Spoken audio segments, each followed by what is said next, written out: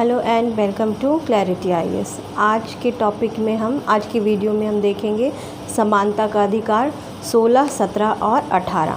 पिछले वीडियोस में हमने 14 और 15 के बारे में बात की थी और आज 16, 17 और 18। तो शुरू करते हैं टॉपिक। इसको समझने के लिए एक छोटी सी बात है, एक छोटा कॉन्सेप्ट है जो समझ लेना ज़रूरी है। अनुच्छेद 14 पूरे संविधान में समानता की स्थापना करता है, प्राकृतिक न्याय की स्थापना करता है। जो पिछड़े हैं उनको इक्वल प्रोटेक्शन ऑफ लॉ देने की बात करता है कि समानता का लाभ उठाने के लिए भी लोग समान हो पाएँ और उनको कानून कुछ प्रोटेक्शन दे, संविधान कुछ प्रोटेक्शन दे। तो ये पूरे मौलिक अधिकार में, संविधान के अन्य भागों में भी ये एक समानता के अधिकार की स्थापना करता है।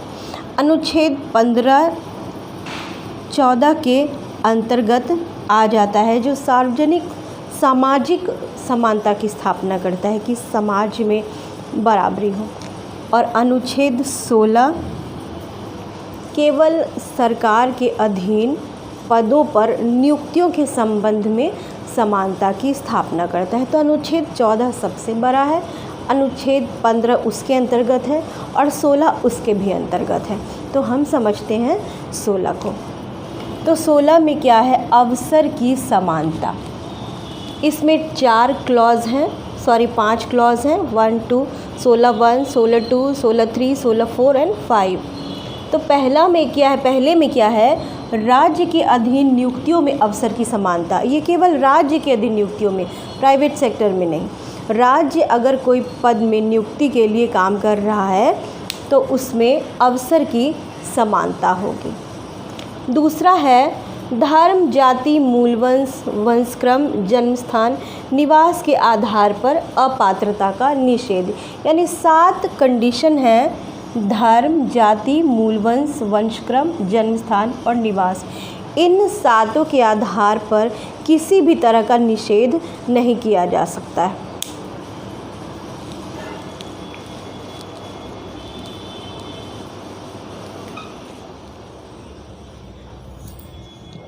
तो इन आधारों पर राज्य अपने लोगों से अंतर नहीं कर सकता है। तो 16(1) और 16(2) जो है वो मूल अनुच्छेद यही हैं कि जब भी सरकार या राज्य के अधीन कोई नियुक्ति होगी तो सबको अवसर की समानता दी जाएगी और इन 7 आधारों पर लोगों से अंतर नहीं किया जाएगा। और 3 और 4 और 5 ये जो 3 हैं ये इन दोनों का एक बस अपवाद मात्र है। जैसे 16(3) कहता है संसद लोक नियोजन में किसी राज्य, संघ राज्य में निवास स्थान संबंधी उपबंध कर सकती है। यानी कि आप यहाँ देख रहे हैं निवास के आधार पर अंतर नहीं कर सकती है।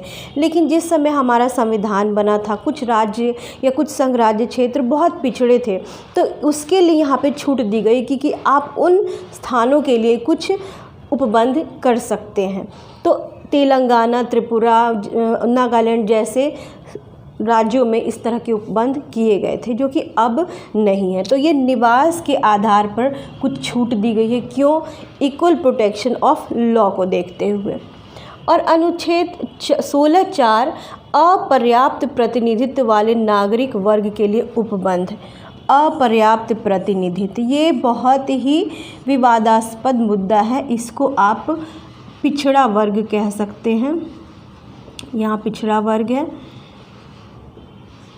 लेकिन पिछड़ा वर्ग है कौन? जो सामाजिक पिछड़ा है, जो आर्थिक पिछड़ा है, महिलाएं हैं, कौन सी जाति है, SC है, ST है, इस बारे में क्लियर नहीं करता है संविधान। तो ये 16(4) हमारे संविधान का सबसे कॉम्प्लिकेटेड टॉपिक है क्योंकि यहाँ पे क्लैरिटी नहीं है कि अन्य पिछड़ा वर्ग कौन है। तो ये और हमारा जो संविधान में आरक्षण, नौकरियों में आरक्षण, प्रोन्नतियों में आरक्षण जो विषय हैं वो इसी उपबंध से निकल कर आते हैं। तो इसको बहुत डिटेल में समझने की ज़रूरत है। इसको हम किसी नेक्स्ट वीडियो में क्लियर करके केवल 16(4) को समझने की कोशिश करेंगे। आज हम इसको देखेंगे। 16.5 है धार्मिक संस्थानों के प्रबंधन हेतु उसी धर्म के लोगों की नियुक्ति संबंधी उपबंध राज्य द्वारा संभव। मतलब अगर कोई धार्मिक समुदाय के लिए कुछ नियुक्तियां की जा रही हैं तो सरकार ये छूट देगी, ये कानून बनाएगी कि उसी धर्म के लोगों को उस संस्थान में पद पर नियुक्ति किया जा सके। तो ये धर्म के आधार पर जो है कि भेद नहीं करेगी, उसके बारे में ये छूट है। तो ये उसका छूट है कि धर्म के आधार पर आप उसी धर्म के लोगों को नियुक्त कर सकते हैं। तो 16(1) और 16(2) 16(1) एंड 16(2) मूल अनुच्छेद है कि राज्य अपने यहाँ जो भी नियुक्तियाँ करेगा उसमें सबको समानता होगी। 7 आधार पर, ये जो आधार हैं इनके आधार पर नहीं रोका जा सकता है नियुक्तियों में। और 3 और 4 और 5 1 और 2 का अपवाद है। 3 है राज निवास के आधार पर।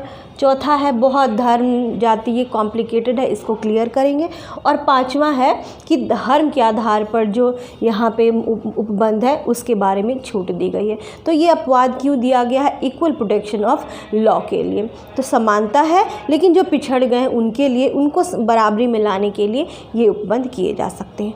तो 16 अवसर की समानता की स्थापना करता है भारतीय संविधान में, भारत में, समाज में, कि सब को अवसर की समानता हो। अब अनुच्छेद 17 कहता है अस्पृश्यता का अंत। छुआछूत हमारे समाज की एक बहुत बड़ी बुराई है जो कि अभी तक कहीं ना कहीं है। और जिस समय हमारे देश को आज़ादी मिली थी उस समय अस्पृश्यता बहुत ज़्यादा ही देखने को मिलती थी। तो इसके लिए हमारे संविधान निर्माता बहुत ही दृढ़ संकल्पित थे कि समाज में जब तक अस्पृश्यता होगा तब तक समानता की स्थापना हो ही नहीं पाएगी।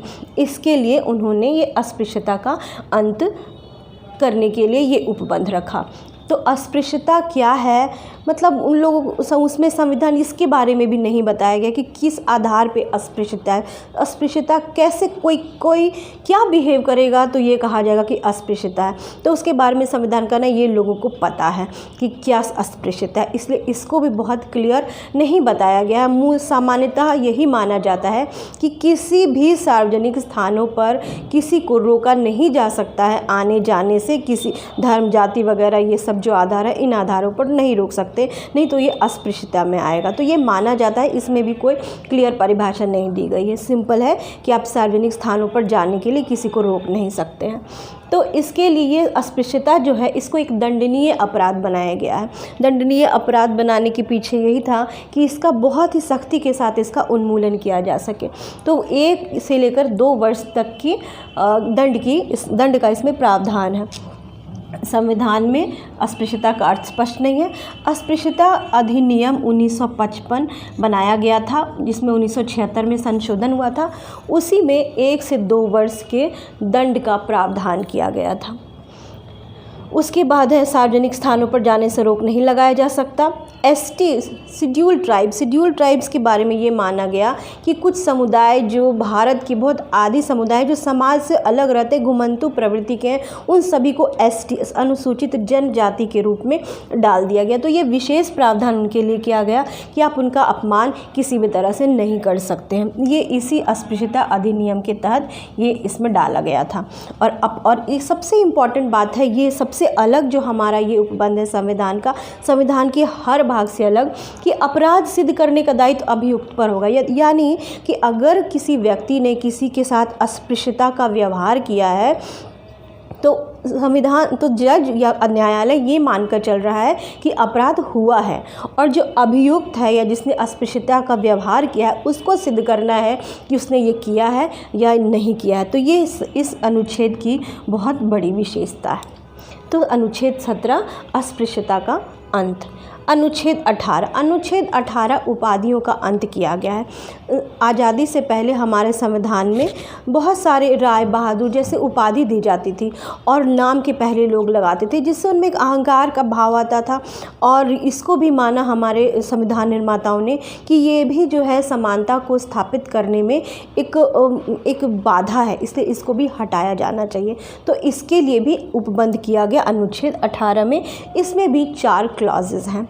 इसमें पहला है कि राज्य कोई भी उपाधि प्रदान नहीं करेगा किसी भी व्यक्ति को एक्सेप्ट सेना और विद्या, यानी सेना के क्षेत्र में और विद्या के क्षेत्र में जो है वो कुछ उपाधि जिसको सम्मान कहा जाता है उपाधि नहीं दे सकता है, और किसी भी क्षेत्र में राज्य किसी भी व्यक्ति को कोई उपाधि नहीं प्रदान करेगा। तो सेना के क्षेत्र में हम जानते हैं परमवीर चक्र जैसे उपाधि दी जाती हैं, तो ये उनका सम्मान किया जाता है, ये कोई उपाधि नहीं है। और वो जो भी विद्या के क्षेत्र में या सेना के क्षेत्र में उपाधि दी जाती है राज्य के द्वारा, वो सम्मान उनके कृत्य के कारण है, उसको वो अपने नाम से पहले लगाकर इस्तेमाल नहीं कर सकते। आपने कहीं नहीं देखा होगा कोई कह रहा है परमवीर ये रत्न भारत रत्न, ये या भारत रत्न में तो लोग लगाते भी हैं, लेकिन नाम के पहले लोग अपना ये सम्मान नहीं लगाते हैं। तो इस तरह से ये इसको उपाधि की श्रेणी में नहीं रखा जाता है। इसके अलावा दूसरा क्लॉज है भारतीय नागरिक विदेशों से उपाधि नहीं प्राप्त करेगा। कोई भी भारतीय नागरिक भी किसी विदेशी से विदेशी राज्य में जाकर उपाधि नहीं प्रदान करेगा, राज्य नहीं देगा, कोई भारतीय नागरिक बाहर से नहीं लेगा। तीसरा है भारत में कार्यरत विदेशी बिना राष्ट्रपति की सहमति के स्वीकार नहीं करेगा। कौन? जो लाभ के पद पर कार्यरत है, यानी कोई भी विदेशी जो भारत में किसी लाभ भरोसे के पद पर कार्य कर रहा है तो वह भी बिना राष्ट्रपति की सहमति के कहीं से उपाधि स्वीकार नहीं करेगा, क्योंकि चूँकि वो भारत का नागरिक नहीं है इसलिए उसको छूट दी गई है, लेकिन चूँकि वो लाभ के पद पर भारत में कार्य कर रहा है इसके लिए उसको राष्ट्रपति से सहमति लेना आवश्यक है। उसके बाद 18(4) लाभ के पद पर कार्यरत भारतीय विदेशी राष्ट्रपति की सहमति के बिना किसी विदेशी राज्य से भेंट उपलब्धि और पद नहीं स्वीकार करेगा। और अब है लाभ के पद पर विश्वास के पद पर भारत के अधीन जो कार्य कर रहा है कोई विदेशी है या वो भारतीय नागरिक भी है, वो कोई भेंट उपलब्धि या पद भी स्वीकार नहीं करेगा। उपाधि के साथ साथ कोई भेंट भी मिल रहा है, कोई उपलब्धि कुछ भी प्राप्त हो रहा है तो उसको राष्ट्रपति की सहमति लेना आवश्यक है। और इन सभी चीज़ों को वो अपने नाम से पहले नहीं लगा सकता है। तो पहले जो हमारे यहाँ सम्मान दिए जाते थे भारत रत्न पद में भी भारत रत्न खासकर, तो वो विज्ञान के क्षेत्र में, कला के क्षेत्र में, विद्या के क्षेत्र में दिया जाता था। 2011 में से इसमें खेल को भी शामिल कर दिया है, जैसे ध्यानचंद को, सचिन तेंदुलकर को भारत रत्न प्रदान किया गया तो उसमें ये संशोधन हुआ है। तो ये है उपाधियों का अंत, क्योंकि आपको सम्मानित सेना और विद्या के क्षेत्र में सरकार कर सकती है, लेकिन उस सम्मान को आप उपाधि की तरह इस्तेमाल नहीं करेंगे, अपने नाम के पहले नहीं लगाएंगे। अगर आप भारतीय या विदेशी हैं, भारत में कार्य कर रहे हैं, बाहर से कोई भेंट भी स्वीकार करेंगे तो आप राष्ट्रपति की सहमति आपको लेना आवश्यक है। तो इस तरह से उपाधियों का अंत कर दिया गया और ये माना गया कि यह भी समानता को स्थापित करने में बहुत इम्पॉर्टेंट साबित होगा, और हुआ भी है। तो ये अनुच्छेद 16, 17 और 18, तो 14 से 18 तक हमने समानता का अधिकार देखा। तो ये समानता का अधिकार कंप्लीट होता है। इसको आप स्नैपशॉट ले लीजिए, नोट्स बना लीजिए। अगले दिन हम इसको दूसरा स्वतंत्रता का अधिकार समझेंगे। तब तक के लिए थैंक यू।